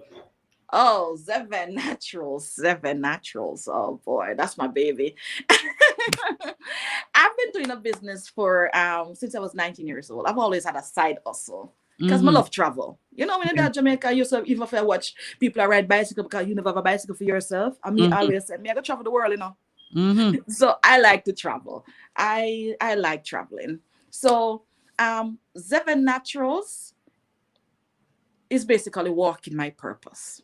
You know, when you do things all your life, and you enjoy it and you're very good at what you do, but you come up and you start doing something and you see how it has not only transformed you, but transformed other lives and your community, then guess what? You don't, at some point, you don't even care if you make $1 from it because you just feel good doing it. Yeah. That's Zeven Naturals for me. Where you started it? In that, you know, say Jamaica though, when we come out Jamaica with the kids then, 2017. 1 year. Yes. I was pregnant at that time with Zeven. So I easy, you know. Yes, I was pregnant at that time with Zeven. And, you know, in Sweden, we have, I came back to Sweden, but in Sweden, we have a 1.5 maternity leave with salary. Yeah. Like that till. Some country have 3 years, you know. And some country pay for each baby where you're born, like Norway. Each pick your body get about $12,000. A joke you make. Up front, but anyhow. Me never go live in one of them country, man. The 3-year country. Finland, Russia. Yeah? Finland are the 3-year one. But in With Sweden, beer. you get so I got bored. Yeah. I was down there and I got bored. And at the time I had alopecia. I would miss the alopecia, but main some the edge is gone. Yeah. Remember, I was already the dried girl, you know. So me never have much for lose. This is the head front. Teacher? Jesus, peace. I had alopecia before that. I got the injections in Sweden. Remember, in Sweden, one of them first world countries where you have good medicine. But them don't understand black people problem. Yes. So I got the steroids, I got the injections, I got everything until them said to me, them might give me what amounts to about, at the time, €1,000. They were giving me €1,000 each year to buy wigs because my condition was beyond repair. Oh no. Yes. I came to Jamaica and I was seeing one of those stellar dermatologists. I was going in bi-weekly for my injections and I was using my corticosteroids and everything. And the ear just you ever see Sensipol yet? Yes, but it except it did ball. But when Sensipol wet, you know, so you can't see their skin. Yeah. Yes. So, so me being me, I had a platform. So I was always over my platform. I show my bald head. And I embrace it. Come here, I said, boy, this me have done, me have to go live with it. Yeah. So might as well the world see it before them see me in a person with it. But so anyhow, I ended up going up to St. Thomas again. I talk, go for Airfield. My grandfather lives in Airfield. So I don't even know the ladies' them name, but me I talk about them see me head up. And say, oh yeah, picky so. I mean I explain it. I explain it, say, because I have the PCOS and because I have the thyroid issues and I have everything that you can have. I lost my hair and this is what's gonna be. And them say, draw this, take this, and put it in here. You know, you squeeze the juice. And rub it in your hair. Yes. Nothing really that me, you know. But then I get the idea. So I'm gonna start talk to a couple Indian. I'm gonna say Indian, I mean South Asian Indians. Start talk to a couple Chinese. You know, Chinese don't really give not too much information, but I know them one they good. They were my customers when I had the shop. And little Vietnamese, and I said, wanna use funny here, I'm gonna combine up everything.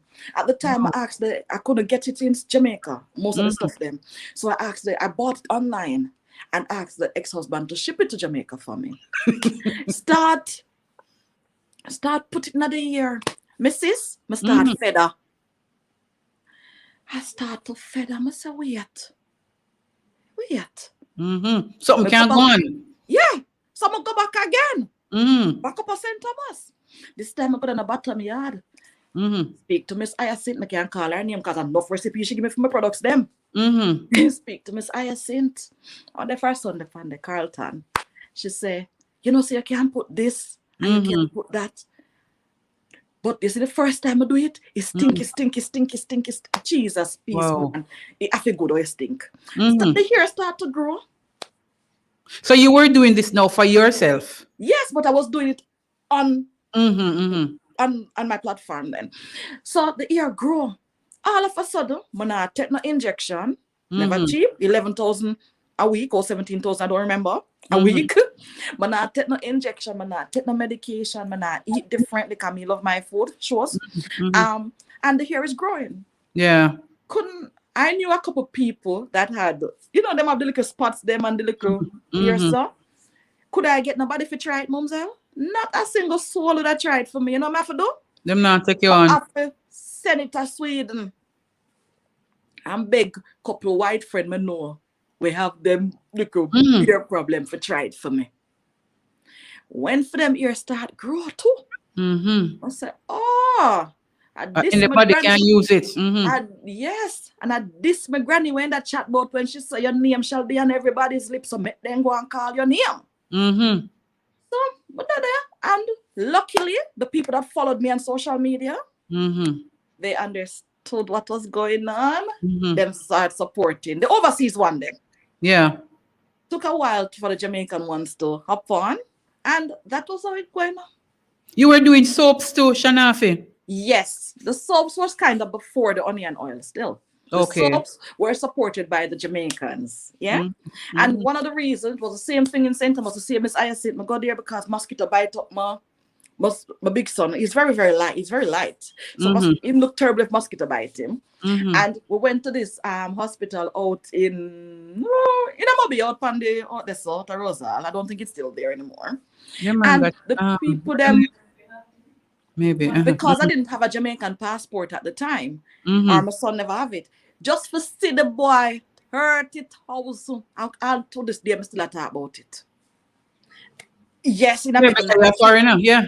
Yes, 3 o'clock. So me, of course, I can St. Thomas, not for that reason, but me a cousin attack how the healthcare system expensive at Jamaica.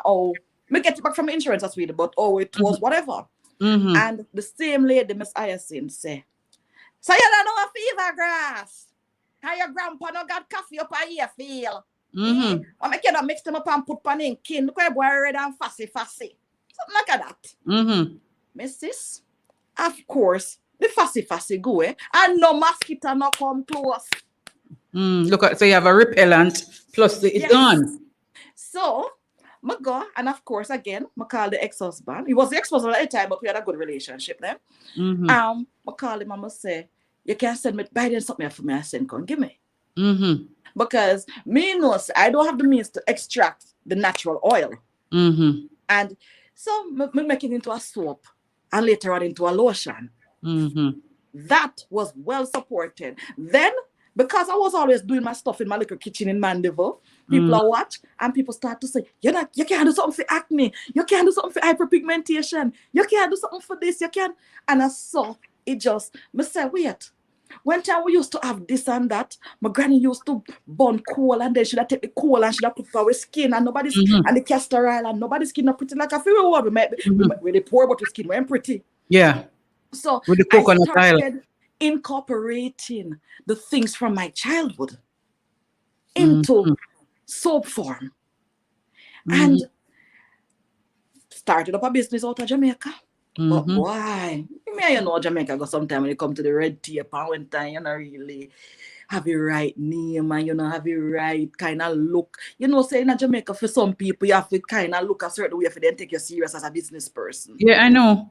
But you never met that stop you because you were traveling around Jamaica and delivering. I was traveling around and delivering. I had beautiful, beautiful customers. Most of them are still my customers today.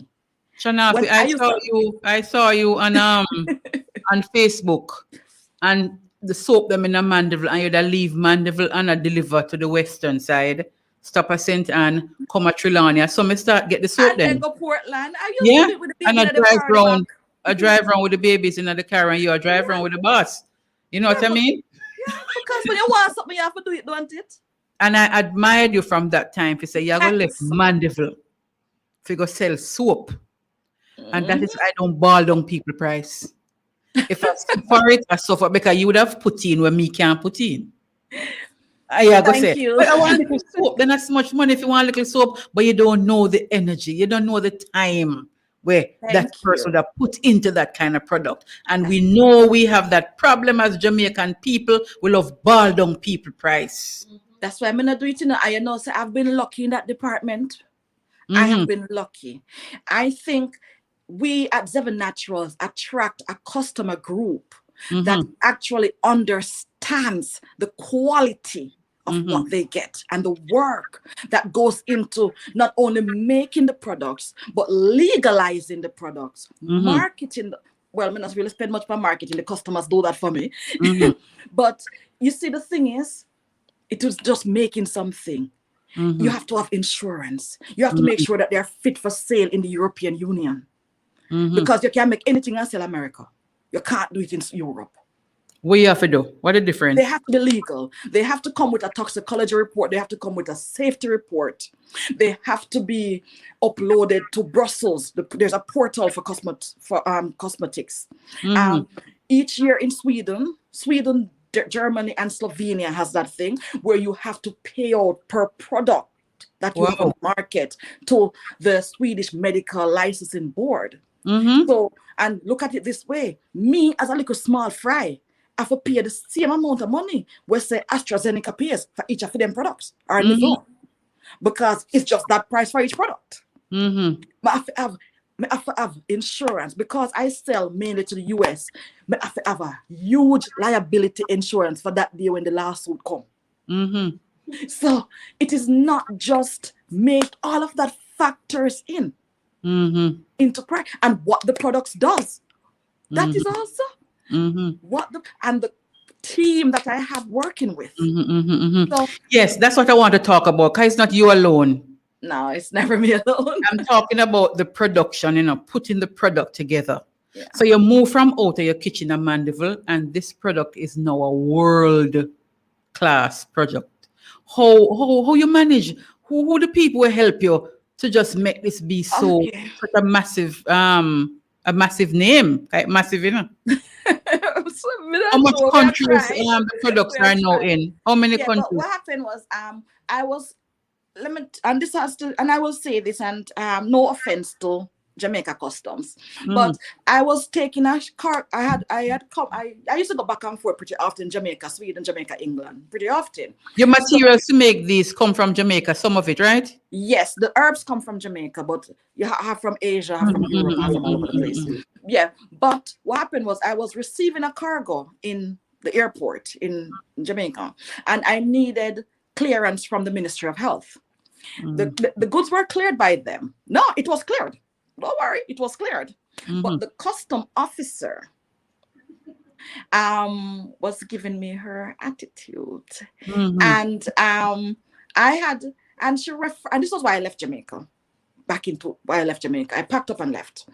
She was giving me her attitude, and she referred to me as the homeless looking dry-head girl over there. So here you know. Yes, and police were called, and they threatened to close on the airport because I was recording her taking a bribe, and I would give my phone to them. And me being who I am, because I'm very outspoken, I was like, "Are you supposed to do that?" And they wanted my phone, so she called the airport police on me, and she would have cleared my goods. But she called the police because the police helped me to clear the goods later on. Yeah, no. But then I looked into it, and I looked in how the system was when I went into the bank to open an account, and it was only one place that treated me like a normal business person. Because me not dress up, me not the world for makeup thing. I'm Jamaican, so I speak patois as my first language. So I didn't fit what they were expecting, and that has been the story of my life. Yeah. So with that incident, and it played out live on Facebook because I recorded everything that day. I decided that, you know what, I love Jamaica, but Jamaica don't like me. So you have to move now. Yes. And so I came back to Sweden. I went to my city council. I don't know what you call it, but I think probably you'd call it like the parish council in Jamaica.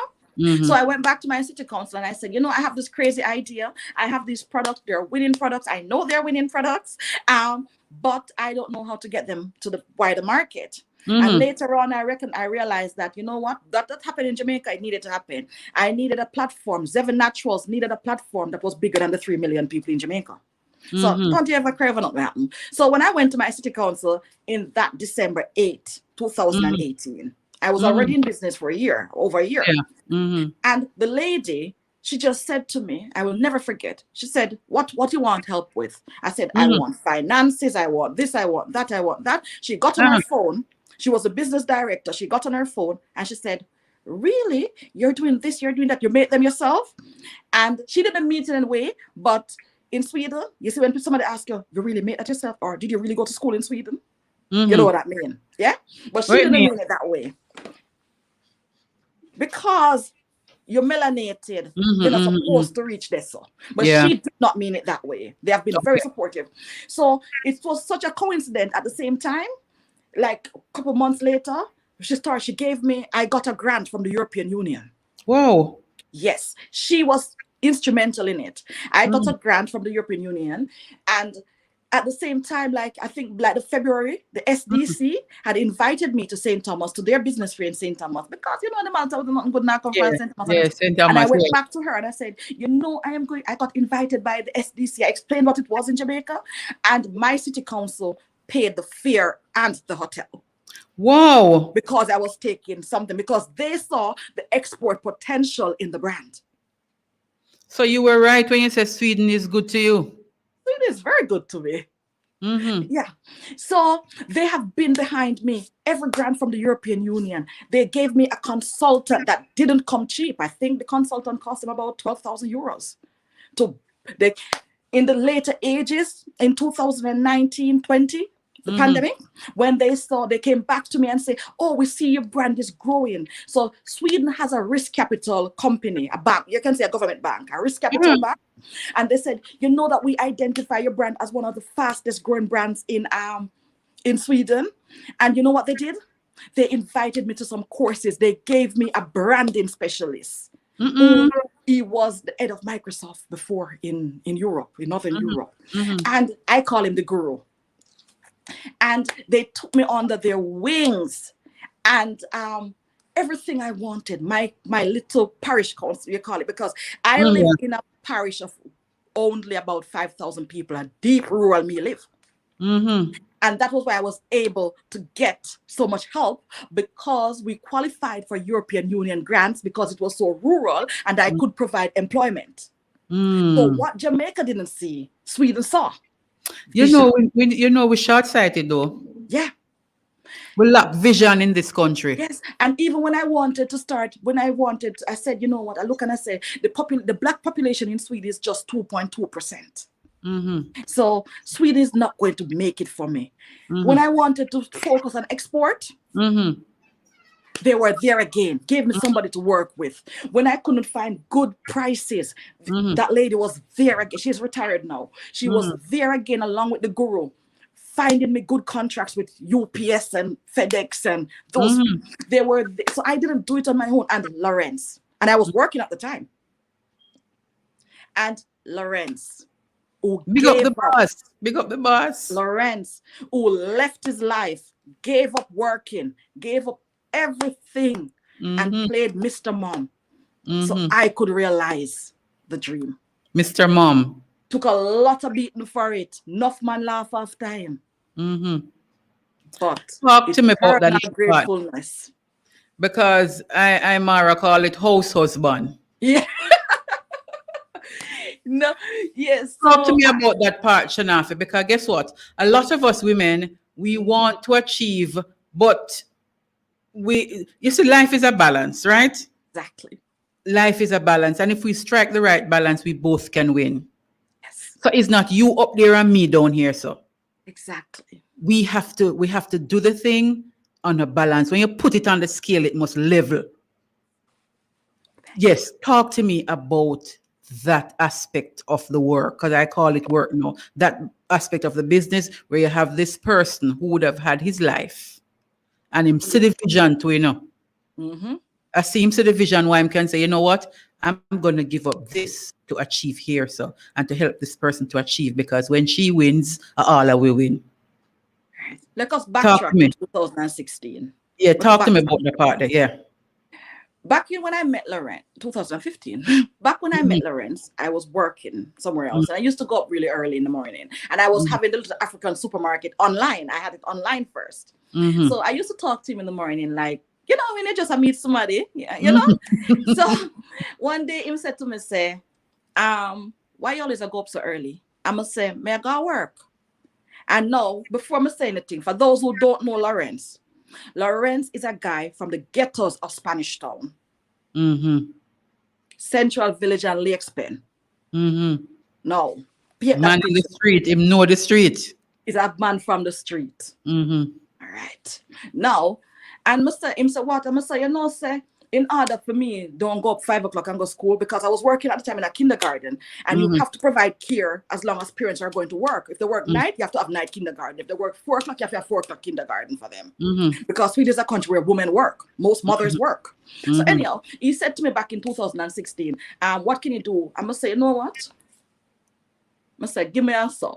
I say, I never say give me. I say, well, if you sit down power, 50,000 pounds you can pass it over, and then we'll stop that work. But guess what? We'll make you 4 times that. I saw the first shot born. So we got to the space where I saw the first shot born. I think I knew him for a month then. A month. You say, if you have this, can't give me good. Anyhow, it was ordained. Yes. It was ordained. Anyhow, Lawrence had his life. He had his house here in London. He had his company, he had everything. So he had his life. And when he decided to move to Sweden or whatever circumstances, I said for him that, you know what, Lawrence, I speak the language. I have a job.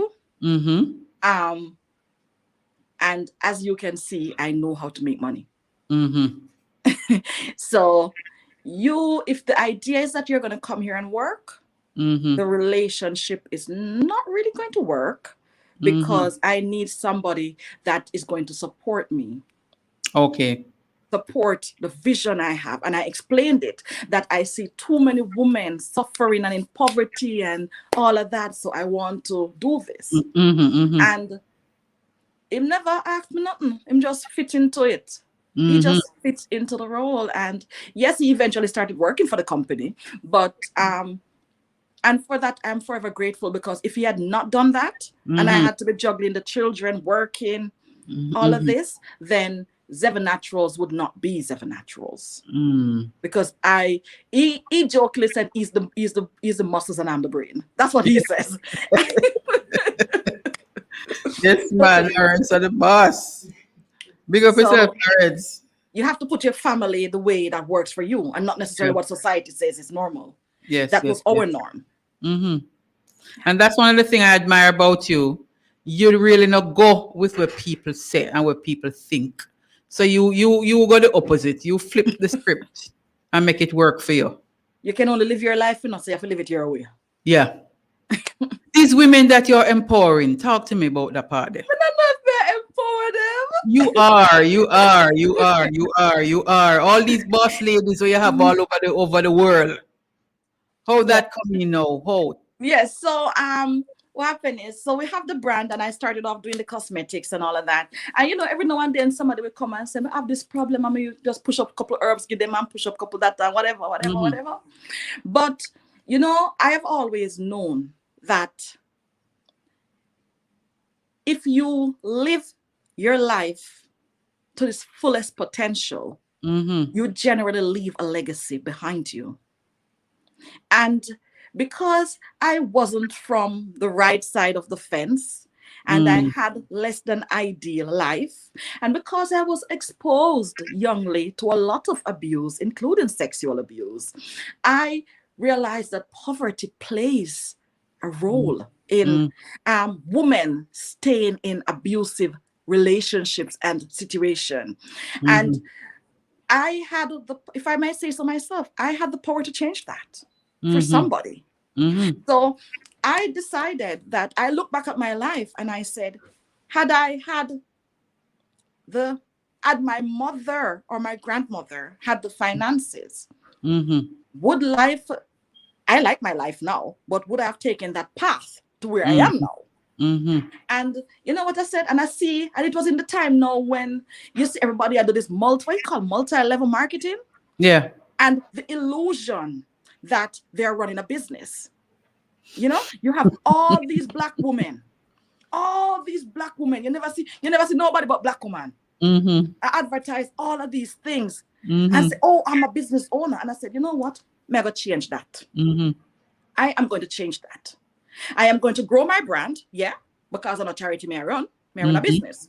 Yeah. But I am also going to give women the opportunity to leave a legacy behind, to run a business that when somebody calls you and say, Miss B, you have that something here? You know, I give them the code figure up on the website. Mm-hmm. You pick up that product and you send it to them.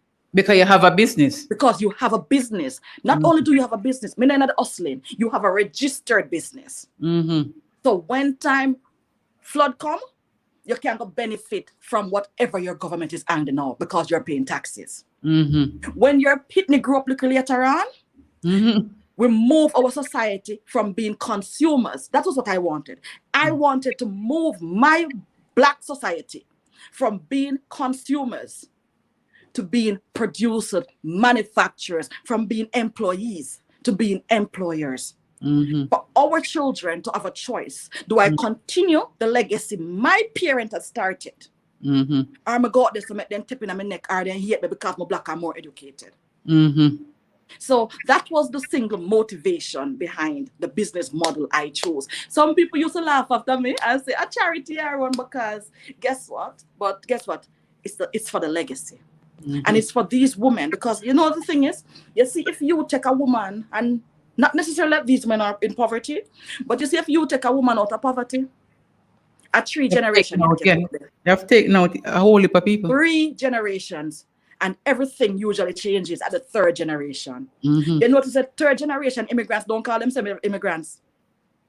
Everything changes at the 3rd generation. So that is what, and when these ladies come back to me, whether it's those that they sit on them coin already, and they might get a little more, or it is that person that was sitting on benefit or unemployed or down in their depression, and they come back and then can say, boy, you know, so to them I make $700-800. You know, so to them I make 1 week salary. You know, so today, but this are, you know, I spoke with this person today, and you also teach them to build a relationship because business is not selling.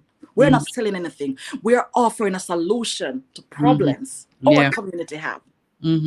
So that is where that comes from. And these ladies, I don't know if Uno and Lawrence kind of balance out the scale. But you can. Lawrence is the boss, you know.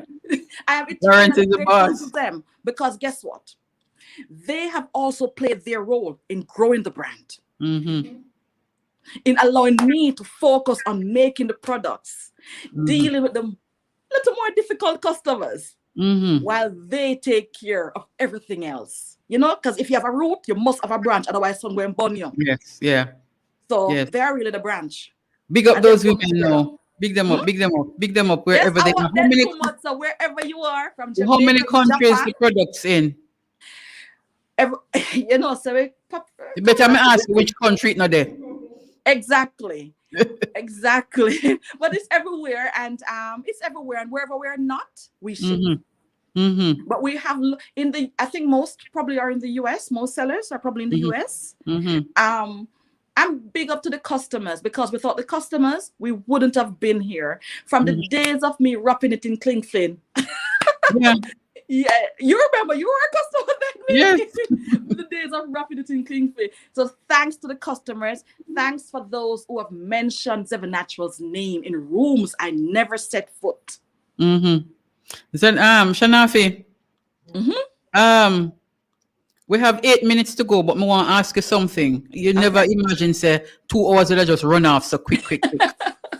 I feel so heartened when I see all these women bigging you up on Facebook Live here. Yeah. And I want to tell you that you must continue. This is coming from me now. Thanks. You have done an awesome job. I want you to continue. Thanks. So the thing that I admire about you is that you know make it get to your head. A lot of people call you the boss lady, but what you have reversed is to call them boss ladies. I'm not a boss. I'm only one person. Yeah. Someone want you to understand. I'm only one person. That example that you have set is one that you have to follow through on.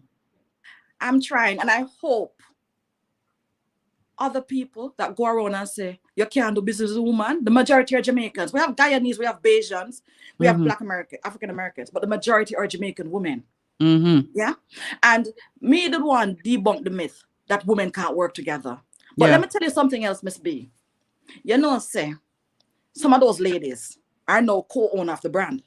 Yeah, they're not just sellers, they're co-owner of the brand. Because when we wanted investment to grow the brand bigger, the tea part, the herb part, they came on board. They came on board and provided that. I'm going to just say, you know what? Rather than just letting them be a part of the tea brand, the big brand was already doing its thing. Yes. They came on board and they did it. So. Big up to everybody.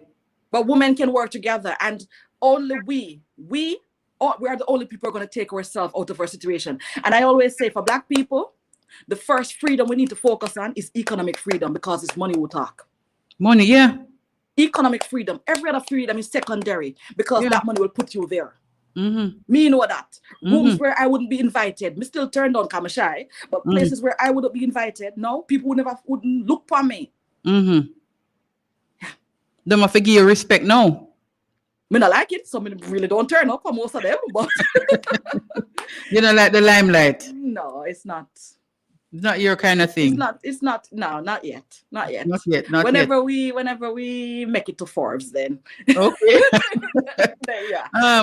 Claudia Rankin is saying, the dry-headed, cross-eyed girl, we love you. Thank you, Oberlin White. Oberlin White, a girl after my own heart. Paul Boglin Oscar, she's from St. Thomas, Oberlin. Marlene Carr, oh, Queen Shanafi, you make me feel so proud of you. Tuppy. Shanafi, you are the best. That's Novelet. Proud of you, boss lady. That's Shireen. Marsha, that's why I like the UK as well. Doctor treatment with no money. Okay. That's why I like, okay. So a lot of them, whole heap of them, I can't even read so much. Kerry and Warren, support blends of herbs. That's another one of the brands, right? It was called Femteas by Seven Naturals, but when I went to branding, they said we should have included it under the Seven Naturals brand.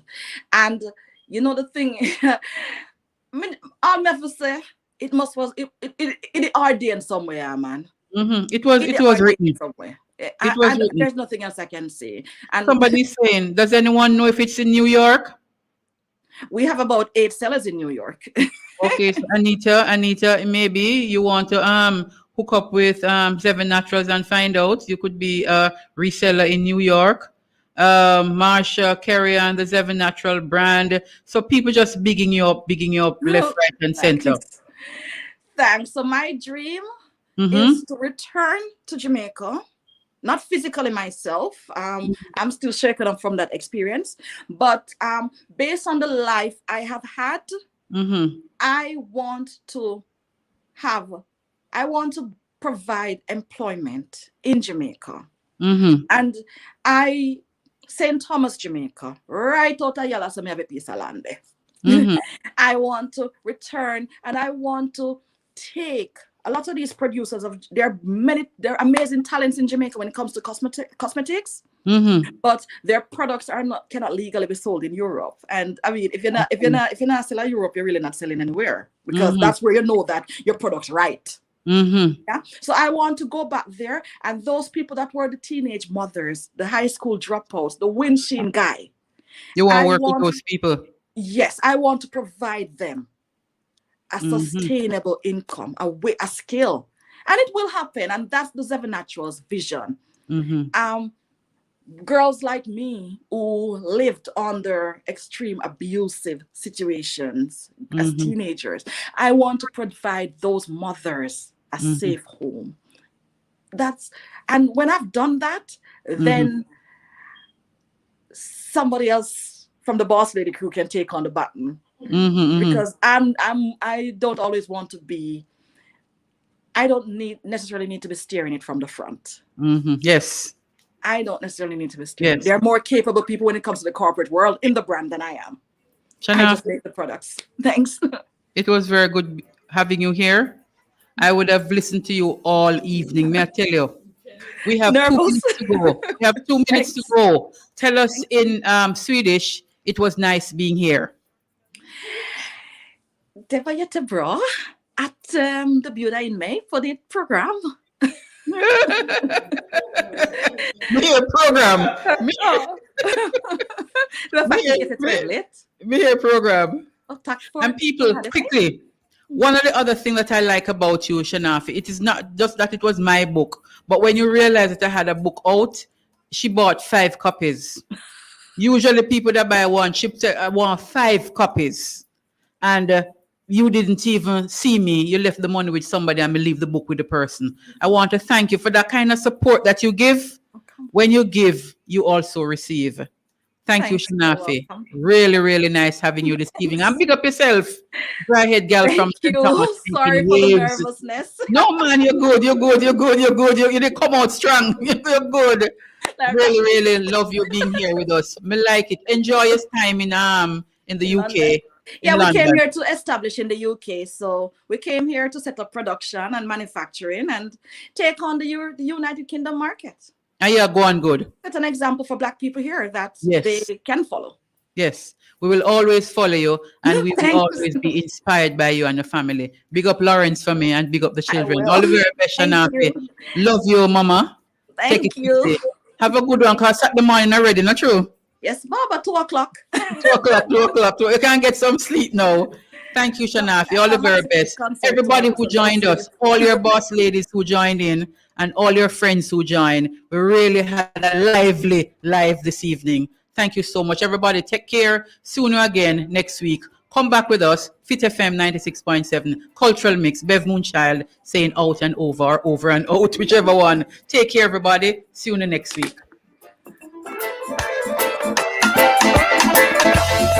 Righteousness cover the earth.